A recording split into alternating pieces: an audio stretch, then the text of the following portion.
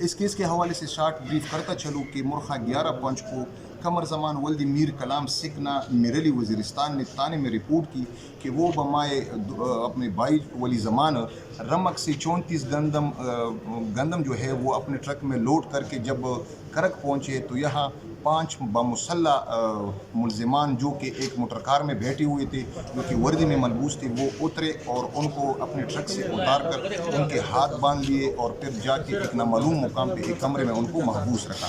پھر صبح اس کمرے سے نکال کر نری خوڑی الگڑی میں چھوڑ دیا. ان کی اس رپورٹ پر ہم نے پراپر ایک مقدمہ جو ہے وہ درج رجسٹر کیا اور جب مقدمہ درج رجسٹر ہوا تو اس پہ ڈسٹرکٹ پولیس آفیسر سید افتخار شاہ صاحب نے ایک میری نگرانی میں ایک اسپیشل ٹیم مقرر کی. اس ٹیم نے ٹیکنیکل بنیاد پہ تفتیش شروع کی. گراؤنڈ انفارمیشن ہم نے کلیکٹ کی اور جتنے بھی کرمنل تھے سسپیکٹ تھے ان کا ڈاٹا ہم نے کلیکٹ کیا.